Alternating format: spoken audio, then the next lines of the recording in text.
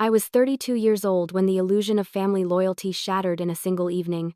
Columbus, Ohio, a city that prides itself on being Heartland America, had always felt like a safe place to raise my children. But safety, I was learning, has little to do with geography and everything to do with who is willing to protect you. That summer afternoon, I pulled into the quiet cul-de-sac where my parents' split-level house stood. The siding was weathered, the garden gnomes still perched in their usual spots, and for a moment it looked like any other middle-class home on any other street. But inside, something much darker was unfolding.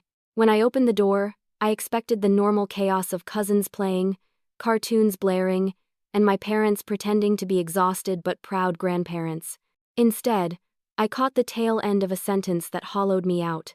My mother's voice, calm and almost casual, drifted from the dining room. "The siblings' kids eat first, and Ava's can wait for scraps." I froze in the entryway, my hand still gripping my car keys. My sister Brittany sat at the head of the table, her two children, Maddie and Connor, happily twirling spaghetti on their forks. Their glasses of milk were half empty, waiting for second refills. Laughter filled the room, the kind of laughter that feels safe when you know you belong. And then there were my boys. Jace, only 8, and Theo, just 6 years old, were cross-legged on the linoleum of the kitchen floor, peanut butter sandwiches in their hands. Their plates were paper, flimsy and bent under the weight of crumbs. I looked at them and saw something I had never wanted to see. Resignation. Jace avoided my eyes. Theo, ever the outspoken one, just sat with his shoulders slumped, his gaze fixed on the floor. Brittany's voice cut through the room. "Get used to it," she told them with a sharpness that carried more cruelty than volume. "You were born to get leftovers." My father, Robert, nodded from his recliner where he ate his own heaping plate of pasta in front of the television. He didn't glance up when he added his verdict. "They need to learn their place." In that moment, it wasn't the words alone that broke me, it was the normalcy. The way spaghetti sauce simmered on the stove, the scent of garlic bread filling the air, the sound of silverware clinking like this was an ordinary dinner. Ordinary to them, maybe, but not to me. My children were being trained to accept exclusion in the very house I grew up in. I wanted to scream, to flip the table, to demand an explanation that would force them to confront their own ugliness. But my body moved differently. I walked quietly to the kitchen, knelt beside my boys, and whispered, "Get your shoes, we're leaving." They obeyed instantly. Children know when silence carries more weight than shouting. As they gathered their backpacks, my mind replayed every time I had written checks for dental bills, roof repairs, or car emergencies. Every time I had told myself that family dynamics are complicated, and that my parents simply showed love differently. Tonight the mask slipped. Love was conditional, transactional, and my children had been given a price tag lower than their cousins. I didn't argue. I didn't cry. I simply collected Jace and Theo, offered a tight smile that fooled no one, and walked out the door. The slam of the car door was louder than any words I could have spoken in that moment. But if you think the story ends there, you're wrong. What I uncovered in the weeks that followed made those spaghetti leftovers look like the smallest of betrayals. The truth wasn't just about one cruel dinner, it was about 8 years of grooming, financial exploitation, and a quiet undercurrent of prejudice my husband had long suspected but never forced me to face. That night was my breaking point. And once you reach a breaking point, you either collapse or you sharpen. I chose to sharpen. The story didn't begin in that kitchen with spaghetti and scraps. It began 15 years earlier, when I was 17 and had just landed my first real job at a clothing store in Easton Town Center. My first paycheck felt like freedom, $212 for 2 weeks of folding jeans and smiling at strangers. I remember holding that check like it was a passport to a bigger life. But before I could even cash it, my mother asked if I could help with the groceries. $20. It felt reasonable. I was still living under their roof, after all. Next month, it was $50 toward the electric bill. Later, when my dad needed dental work not fully covered by insurance, it was $1,000. Each ask came with a careful balance of guilt and affection, a cocktail designed to make saying no impossible. At the time, I didn't see the pattern. I thought I was being a good daughter, a responsible young adult stepping into adulthood with generosity. What I didn't realize was that I was being groomed slowly, deliberately to become the family's financial solution. Through college, the requests followed me like shadows. When Brittany's car broke down, my dad's call came with practiced urgency. "She needs it for work, Ava. You know she's struggling as a single mom." $2,000. When winter threatened leaks in the roof, they brought me contractor estimates and weary expressions. $5,000. Each time, I paid. Each time, I reminded myself that family takes care of each other. By the time I married Darius, the requests weren't occasional, they were systematic. We both had good jobs, steady salaries, and dreams of building a future together. But instead of saving for trips or investing in our children's college funds, our disposable income became my parents' safety net. When I received a bonus at work, emergencies always seemed to appear within days. A medical bill, a repair, a crisis that only I could solve. Darius saw the imbalance sooner than I did. He would sit across from me at our kitchen table, his hands wrapped around a mug of coffee, and ask gently, "Babe, when was the last time they helped us?" I would defend them. They show love differently. They're not the demonstrative type. But even as I spoke those words, small fractures were forming. I couldn't ignore how absent they were when we needed babysitters, or when I had surgery and required help with the kids. Somehow, everyone was busy, had conflicts, had reasons why our needs didn't fit into their schedule. Yet when the phone rang asking for money, I always answered. The irony is almost cinematic. In American culture, we glorify the self-made child who makes it out of a working-class household, only to watch them become a lifeline dragged back into the quicksand. I thought I was giving love through dollars, but in reality, I was paying rent for acceptance. Overlay this with the subtle comments I brushed off at family gatherings, questions about whether mixed kids would fit in socially. The awkward silence when Darius entered the room. Neighbors invited Brittany's children to pool parties, but somehow my boys never made the list. At barbecues, conversations steered toward keeping traditions and neighborhood comfort, coded phrases that masked exclusion behind a veneer of politeness. I should have noticed. Darius did. He pieced together the bigger picture, but he also respected my love for my parents and sister enough to hold his tongue. He carried the discomfort in silence, protecting me from choosing between loyalty to my marriage and loyalty to my blood. The grooming wasn't just financial, it was emotional.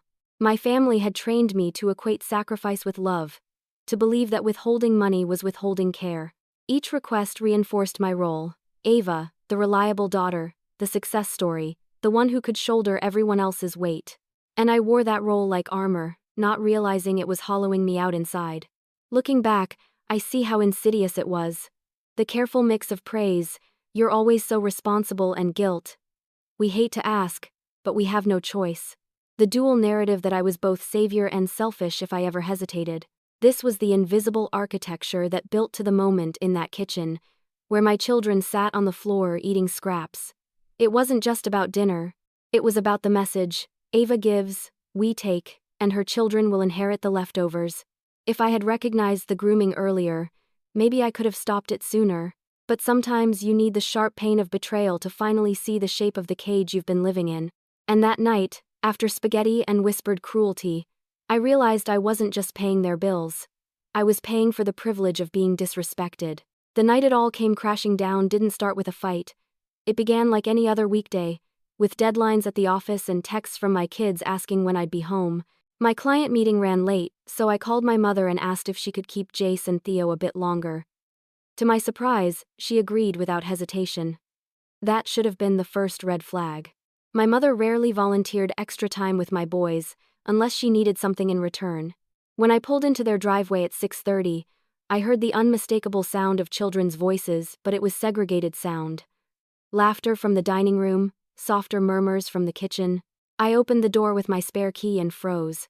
At the dining table sat Brittany's kids, Maddie and Connor, plates piled high with spaghetti and garlic bread.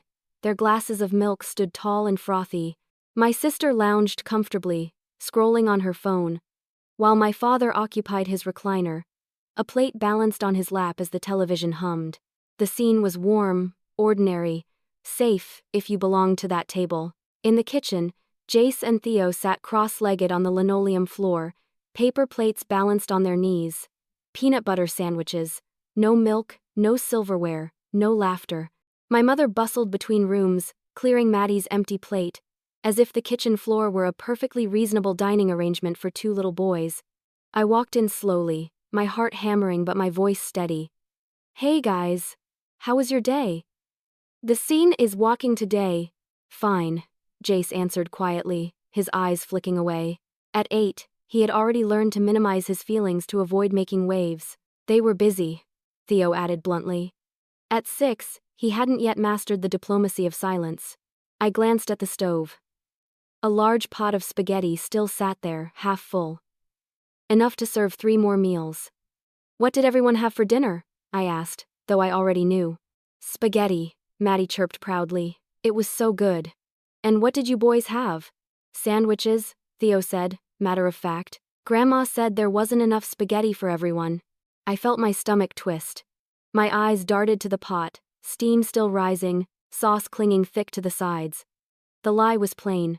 Actually, I said carefully, why don't we make some plates for Jace and Theo before we head home? Oh, they're fine, my mother interrupted, too quickly. Children don't need much. They said they weren't hungry anyway. I knew my boys. Theo was always hungry. Jace never turned down my mother's cooking unless something was very wrong. They weren't just tired. They were emotionally drained. I plated generous portions of spaghetti and set them down. Their faces lit up instantly, the spark of kids who hadn't been fed properly, who had been taught to expect less but still dared to hope for more.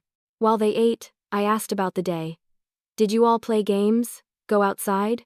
We played video games upstairs, Maddie answered. Did Jace and Theo play too? Silence. Connor glanced at his sister before mumbling, "That's for older kids." He was 9, barely a year older than Jace. And outside? I pressed. We played in the backyard, Brittany said, still scrolling on her phone. But, mixed groups, different comfort levels. The phrase hung in the air like smoke. Comfort levels. Comfort levels? I repeated. My mom jumped in. Different ages, different personalities. But I knew my children. Theo was the most social kid in his class. Jace was quiet only when he felt unwelcome. This wasn't about age or personality. It was about exclusion. I looked at the table, at the cousins full and content, at my boys devouring their food on flimsy paper plates. I felt something cold settle inside me.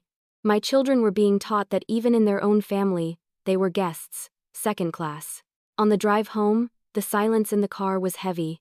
I kept glancing in the rearview mirror, watching their small faces pressed against the glass. Finally, Theo whispered, "Mom, why can't we go to the pool parties?" I had prayed he wouldn't ask. But children always ask the hardest questions. Because some people aren't ready to welcome everyone yet, I said softly. You mean because we look different? Jace asked. My throat tightened. Yes, baby. Some people have small minds about differences. The truth was too big to hide now. My boys understood more than I wanted them to. And I knew then that I couldn't let them keep learning their worth from people who measured it in scraps. That night, I decided I would stop looking for polite excuses. The line had been drawn, and my children had been pushed to the wrong side of it. The next morning, I woke up with a decision carved into my chest like stone. I couldn't keep letting polite words camouflage ugly truths. I needed to know what my family really said when they thought no one was listening. Not the sugar-coated half-truths, not the fake apologies, but the raw version.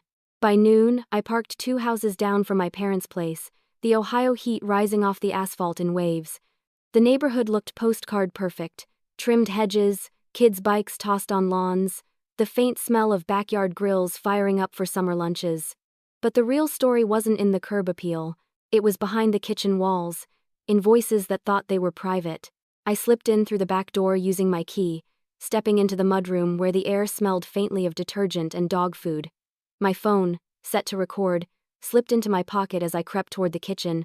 Their voices carried clear enough that I didn't need to lean in too close. I can't believe Ava made such a drama out of nothing, Brittany scoffed, her tone dripping with disdain. She acts like we're monsters just because we're realistic about social situations. My father's voice followed, steady and matter-of-fact. The boys need to understand how the world works. Better they learn now than get their hopes up and be disappointed later. My mother added her agreement without hesitation. Exactly. Ava's always been idealistic. She thinks love conquers everything. But that's not realistic with mixed children. My breath caught in my throat. Mixed children. Not grandchildren. Not Jace and Theo. Just a problem category, spoken like a warning label. Brittany's laugh was sharp. I mean, Maddie's friends were going to be at that pool party.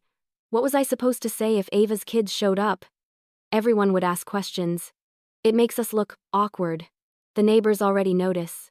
My mother sighed. They wonder if Ava knew what she was getting into. People worry about mixed children having identity problems. It's better to be cautious. Understand? My father chimed in again, practical as ever. At least we don't have to worry about Ava staying mad. She always comes back, especially when money's involved. She's too soft-hearted to cut us off. My mother's tone hardened. The siblings' kids eat first.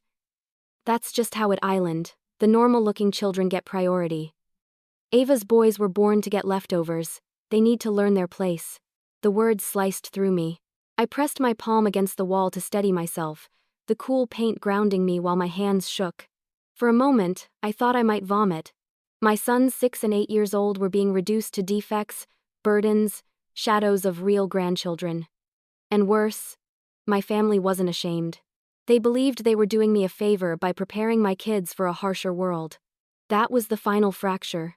The Ava who bent over backward to excuse behavior, who poured money into the black hole of family loyalty, who told herself, they show love differently, she died in that hallway. In her place stood someone colder, sharper, someone who was done being used. I stepped into the kitchen. Chairs scraped. Forks froze mid-air. 3 faces whipped toward me, their expressions contorting from casual cruelty to counterfeit warmth. "Ava!" my mother exclaimed, her voice suddenly syrupy. "You're early. We were just saying how much we enjoyed having the boys yesterday." The audacity nearly stole my breath. After dehumanizing my children, she was ready to slide back into grandmotherly performance as if words left no residue. "Were you?" I asked flatly. "Yes," she said brightly. "They're such good boys, so polite." I looked at each of them in turn, my mother, my father, my sister, and memorized their faces. The casual way they had agreed my children were destined for scraps, the entitlement with which they assumed I'd always come back with my checkbook, the sheer ease with which they slipped into their roles. I walked to the counter, picked up Theo's forgotten water bottle, and turned back to them. My voice was calm, steady, surgical. "Actually, I heard your conversation just now." Silence fell like a guillotine.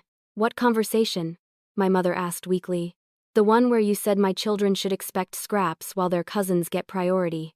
The one where you agreed they were born to get leftovers. The one where you said they need to learn their place." Brittany's mouth opened, then closed. My father shifted in his chair. My mother paled. "You're taking things out of context," my dad tried. "Am I?" I asked.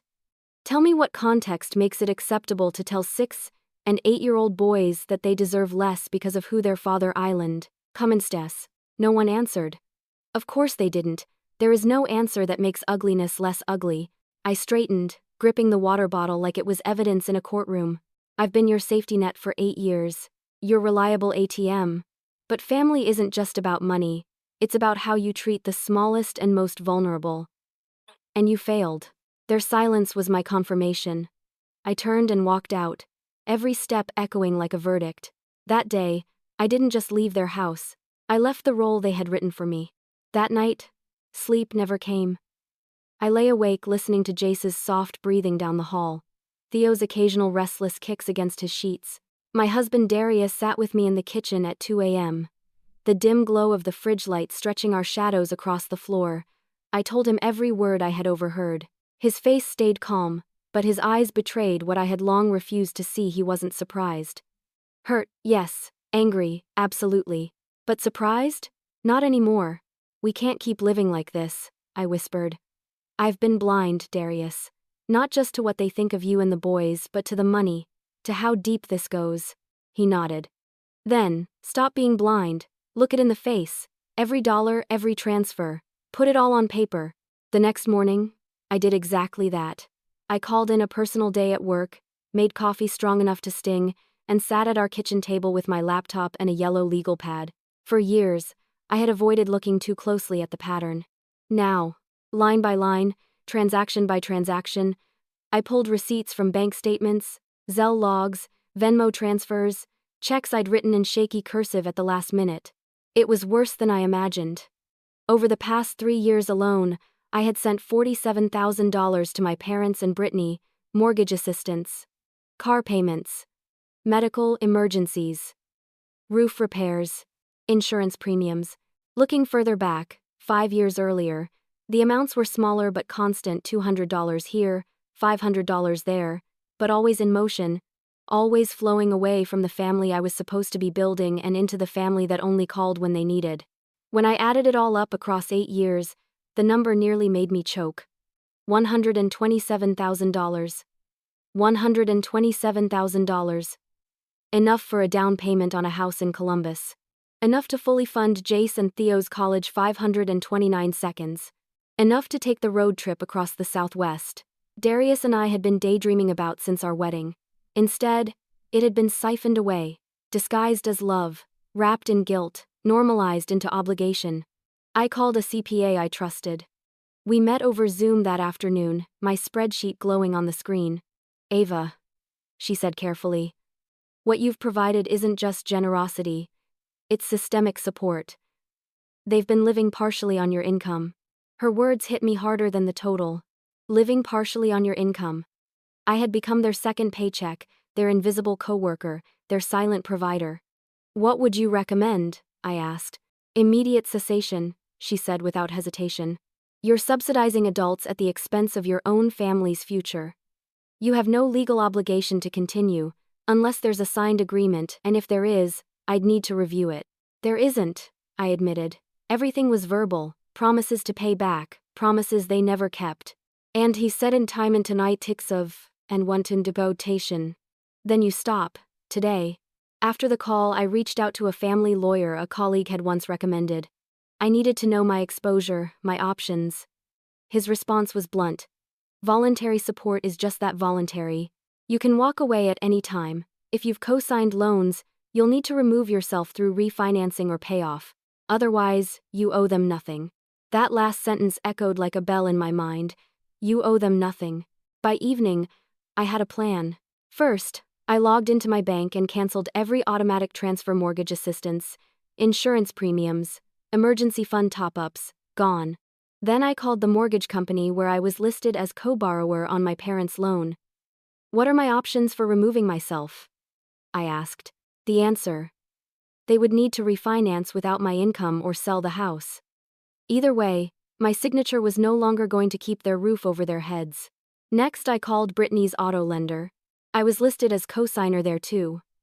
"I want to ensure no additional refinancing or credit can be extended without my written consent." They added a notation immediately. Piece by piece, I dismantled the web of obligations I had been tangled in for almost a decade. It wasn't just about money, it was about taking back the power to choose.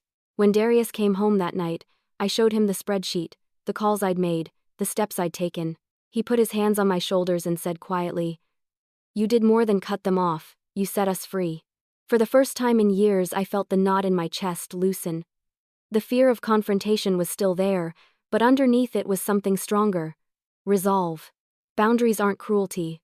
Boundaries are survival. And for the first time, I was choosing survival for the right family mine. The first ripple hit less than 48 hours after I canceled the transfers. I was unloading groceries from the trunk when my phone lit up with Dad's number. His voice was practiced calm, the kind he used whenever he wanted to keep control of a situation. "Ava, sweetheart, there must have been some kind of banking error. The mortgage assistance didn't show up this month." "There's no error, Dad," I said, my tone flat. Silence on the line. Then his voice hardened. "Can you elaborate on why you would do that?" "Because I'm no longer comfortable subsidizing people who think my children deserve less than their cousins." He sputtered, tried to pivot. "If this is about that conversation you think you overheard." "Not think. I heard every word." There was nothing left to say. I hung up before his excuses could soak into me like they always had. That evening, my phone exploded. Mom called in tears. Brittany called screaming. Voicemails piled up, shifting between rage and desperation, the emotional whiplash of people whose comfort had been threatened. Mom's sobbing voicemail still rings in my ears. "We've structured our entire budget around your help, Ava. Without you, we'll lose everything. You can't just abandon us." But that's the thing. I wasn't abandoning them. I was abandoning a role they had scripted for me without my consent. Brittany's tone was sharper. "Do you realize what you're doing to my credit? My car payment is almost $400 a month. You can't just back out. That's going to ruin me. I almost laughed, bitterly, as though my responsibility was to maintain her credit score while she scrolled her phone, detached, as my kids ate sandwiches on the kitchen floor. For weeks, the cycle repeated. Calls, texts, surprise visits, each one a new performance. Dad tried reason. Let's talk about this calmly, Ava. Surely we can find middle ground. Mom tried, guilt. I raised you. I sacrificed so much, don't you owe us this little bit? Brittany tried fury. You're destroying this family. But here's what I noticed. None of them asked about Jace or Theo. Not once did they say, "How are the boys?" Or, "We miss them." Every plea circled back to money, mortgage, bills. Their love letter to me had always been signed in dollar signs. Meanwhile, the neighborhood whispers grew louder. At the grocery store, I overheard Mrs. Carter from down the street murmuring to another neighbor. I heard Robert and Linda might lose the house. Something about Ava pulling the plug. At church, the pastor delivered a sermon about forgiveness and family unity, his gaze lingering on me longer than I liked. People who had never once helped us raise our kids suddenly felt entitled to weigh in on my boundaries. Even in my PTA group chat, when Brittany's name came up, the thread went oddly silent after I chimed in. That silence was its own kind of judgment. But for every raised eyebrow, there was clarity. The more they begged, the more obvious it became. My value to them had never been love. It was liquidity. I wasn't daughter, sister, aunt. I was account.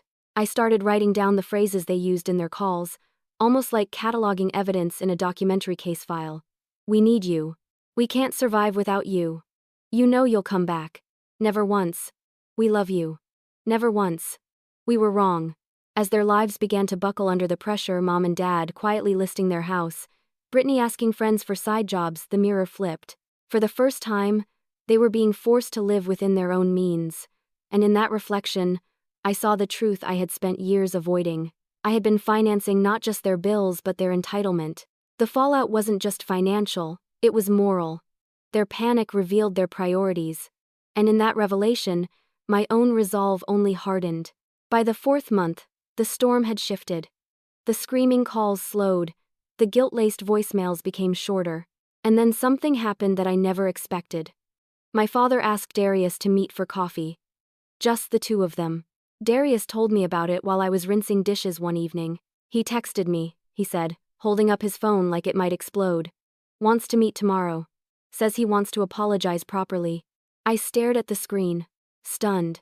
In 8 years of marriage, my father had never initiated one-on-one time with Darius. Not once. Not for birthdays, not for soccer games, not for Father's Day cookouts. And now, after losing the house and half their dignity, suddenly he wanted a sit-down. Do you think you'll go? I asked. I think I have to, Darius replied. If only to hear what kind of man he really is when money isn't on the table. The next afternoon, he walked into a small diner off Broad Street. He came home later with an expression I'd never seen before, cautious, but lighter somehow. He apologized, Darius said simply. Not one of those non-apologies. Not an "I'm sorry you felt that way," a real apology. He said he was wrong to treat me like an outsider. He said he was wrong about the boys, and he admitted out loud that some of the things they said were racist.